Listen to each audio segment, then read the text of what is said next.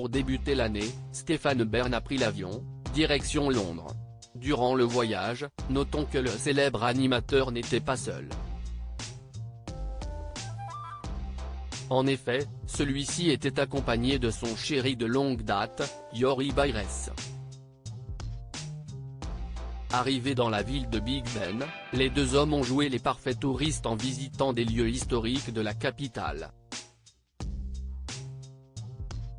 Passionné de monuments et de têtes couronnées, lors de son séjour, nul doute que l'animateur était aux anges. D'ailleurs, il n'a pas manqué d'adresser un message amusant au Windsor. Stéphane Bern, un fin connaisseur de la famille royale britannique. En septembre dernier, Stéphane Bern a vécu un merveilleux moment qu'il n'est pas prêt d'oublier. Il a effectivement eu l'honneur d'être invité par le couple présidentiel afin de participer au dîner d'État en l'honneur de la première venue du roi Charles III et de la reine Camilla en France.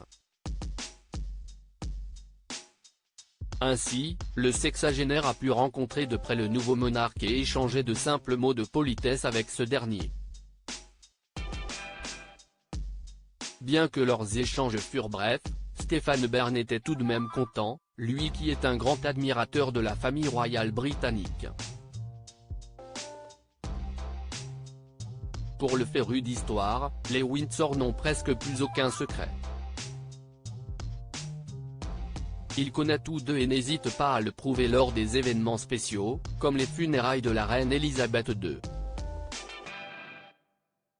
Ou encore le couronnement du papa du prince William, le samedi 6 mai 2023. Stéphane Bern et Yori Bayres @Instagram. Le roi Charles III et la reine Camilla, bientôt dans d'Eure-et-Loir. Le 4 janvier dernier, les tourtereaux se sont notamment pris en photo devant le célèbre Buckingham Palace. Comme l'a si bien dit l'animateur, pas de séjour dans la capitale sans un passage devant ce monument historique de la ville. Dans la suite de leur programme, Stéphane Bern et Yori Bayres ont annoncé qu'ils allaient visiter le château de Windsor le lendemain. Rappelons que le 16 novembre dernier, l'animateur a sorti un livre évoquant les secrets de la bâtisse royale. Ainsi, le vendredi 5 janvier, le couple s'est bel et bien rendu sur place et n'a pas manqué d'immortaliser le moment. Portant chacun un parapluie Union Jack, les deux hommes, plus complices que jamais, ont pris la pose devant l'incroyable bâtisse. Au passage, après cette chouette visite, ils ont tenu à laisser un petit message à la famille royale.